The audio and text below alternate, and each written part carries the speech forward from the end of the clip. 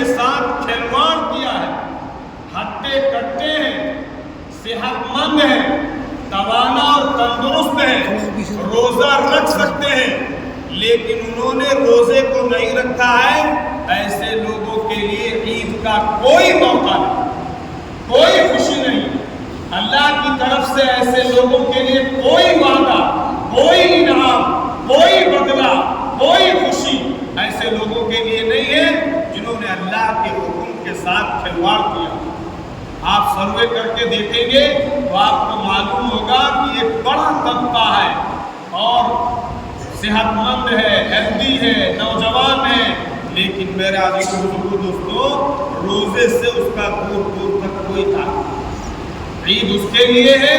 جس نے روزہ رکھا ہے، عید اس کے لیے ہے جس نے اللہ کے سامنے توبہ کی ہے، عید اس کے لیے ہے جو اللہ کے سامنے گڑگڑایا ہے، اللہ کے سامنے تراویح کی نماز میں کھڑا رہا ہے اور اللہ کو راضی کرنے کی کوشش کی ہے، اللہ کو منانے کی کوشش کی ہے، رمضان کی قدر کی ہے، رمضان کو جس طرح گزارنا چاہیے اس طرح گزارنے کی کوشش کی ہے، اس کے لیے عید ہے، اس کے لیے بدلہ ہے، اس کے لیے فرشتوں کی طرف سے بشارت ہے، اس کے لیے اللہ کی طرف سے وعدہ ہے، اس کے لیے اللہ کی طرف سے رضامندی اور خوشنودی کا پروانہ ہے۔ خود حدیث میں فرمایا گیا، اللہ کہتا ہے کہ اے فرشتوں، اس مزدور کا کیا بدلہ ہے جس مزدور نے اپنا کام پورا کر دیا ہے، لیکن جس مزدور نے کوئی کام ہی نہیں کیا ہے اس کو کیا ملے؟ اس لیے یہ بہت زیادہ دکھ کی اور سب کے لیے بہت زیادہ غم کی بات ہے کہ مسلمان کبھی ایسا تھا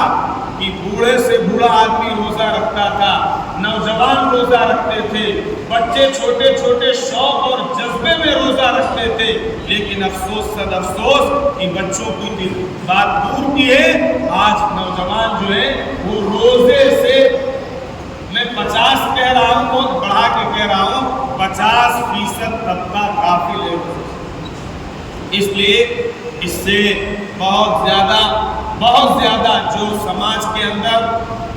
دانا اور فرزانہ اور سمجھدار لوگ ہیں ان کی ذمہ داری زیادہ بڑھ جاتی ہے کہ دین کے تعلق سے لوگوں کے اندر عظمت اور دعوت کے کام کی اہمیت کو سمجھ کے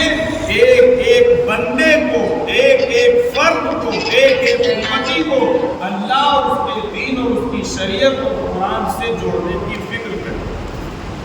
دوسری چیز، ایک روزہ وہ ہے جو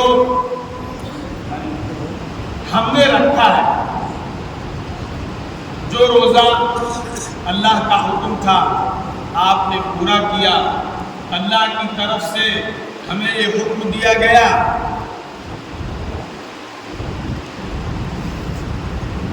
ہم نے اس روزے کو پورا کیا۔ ایک روزہ اسلام کا ہے، یعنی ہم نے کلمہ پڑھا ہے، لا الہ الا اللہ محمد رسول اللہ، ہم نے یہ کلمہ پڑھ کے اس بات کا روزہ رکھا ہے کہ ہم حرام نہیں کھائیں گے۔ اگر آپ حرام کھائیں گے تو گویا کہ آپ نے جو اسلام کا کلمہ پڑھا ہے، اسلام کا روزہ رکھا ہے، وہ روزہ آپ کا متاثر ہو۔ ہم سود نہیں کھائیں گے، ہم جھوٹ نہیں بولیں گے، ہم بےایمانی نہیں کریں گے، ہم دھوکہ نہیں دیں گے، ہم فراڈ نہیں کریں گے، ہم اللہ کے حکم کے خلاف کوئی کام نہیں کریں گے۔ یہ گویا کہ ایک اسلام کا روزہ ہے، جو روزہ ہمارا موت اور آخرت تک جائے گا۔ یہ روزہ بھی ہر مسلمان کو سمجھنا چاہیے، اور اس روزے میں جو مہینے بھر روزے رکھوائے جاتے ہیں گویا کہ یہ اس کی مشق کرائی جاتی ہے کہ آپ نے جس طرح ایک مہینے آپ کے سامنے دسترخوان لگا ہوا ہے، آپ کے سامنے ڈشز لگی ہوئی ہے، آپ کو شدید پیاس لگی ہوئی ہے، شدید بھوک لگی ہوئی ہے، لیکن آپ بغیر اذان اور وقت اگر 1 سیکنڈ بھی باقی ہے تو آپ نہ پانی پی سکتے ہیں، نہ کھانا کھا سکتے ہیں. کیوں؟ اس لیے کہ اللہ کا حکم نہیں. جس طرح اللہ کا حکم نہیں ہے، آپ کے سامنے ساری چیزیں رکھی ہیں، آپ اس کو نہیں کھاتے ہیں، یہ بتانے کے لیے کہ ہم مسلمان ہیں، ہم کلمہ پڑھنے والے ہیں، ہم اللہ کو ماننے والے ہیں. جب اللہ کا حکم ہوگا تو ہم کھائیں گے. جب اللہ کا حکم ہوگا رک جاؤ، سحری کا وقت ختم ہو گیا، تب ہم رک جائیں گے. فرمایا یہ 1 مہینے آپ کو مشق کرائی، 1 مہینے آپ کو ٹریننگ دی جاتی ہے، 1 مہینے آپ کو جو ہے وہ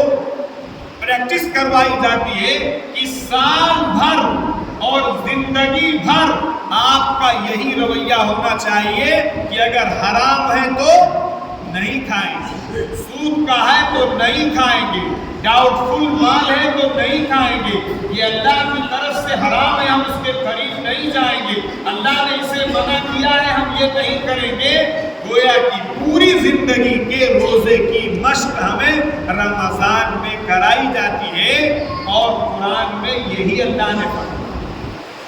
روزہ جو فرض فرمایا ہے یہی فرمایا کتب علیکم الصیام،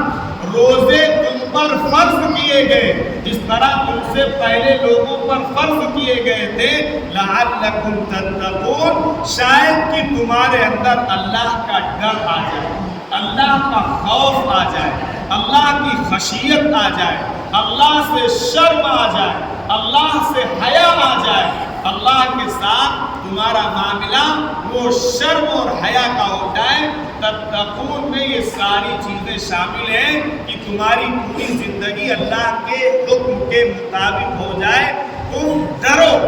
جس طرح آدمی آگ سے ڈرتا ہے، جس طرح آدمی موت سے ڈرتا ہے، اسی طرح تم اللہ کے حکم کے توڑنے سے اور اللہ کی منع کردہ اور ممنوع چیز کو کرنے سے رک جاؤ. اس کا نام، اس کے لیے یہ روزے رکھو. تو یہ گویا کہ ہر مسلمان کو دیکھنا چاہیے کہ ہمارے اندر یہ کوالٹی آئی یا نہیں آئی، حرام سے بچنے کی کوالٹی آئی یا نہیں آئی. اگر آئی تو روزے کا گویا کہ جو مقصد تھا اللہ نے جو بیان فرمایا وہ ہماری زندگی کے اندر